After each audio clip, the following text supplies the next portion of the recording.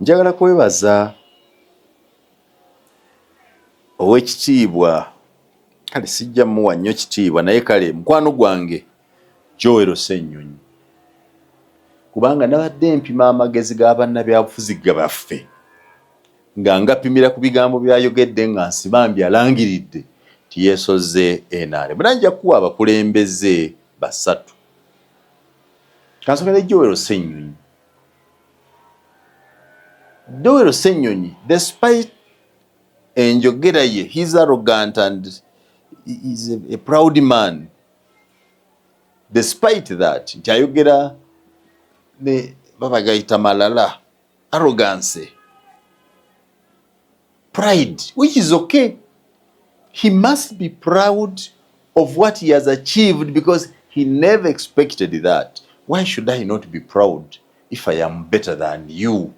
Why should I not be proud if I'm better than some 40 million Ugandans by status in the economy, by status in education, by status in political placement? Joel Sennyonyi, Parliament yagambye bw'ati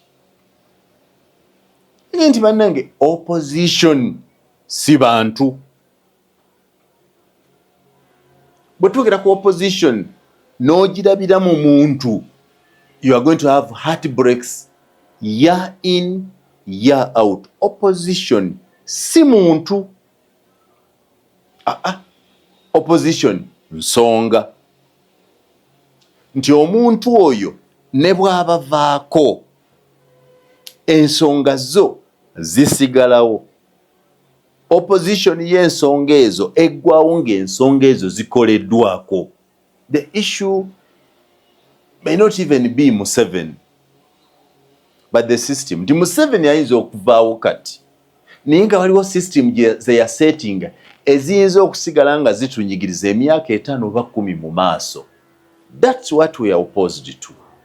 That statement from Joel Sennyonyi was a statement of an intelligent man. Abantu baffe wano opposition bagibalira ku bantu. Yet opposition eteekwa kuba ku nsonga.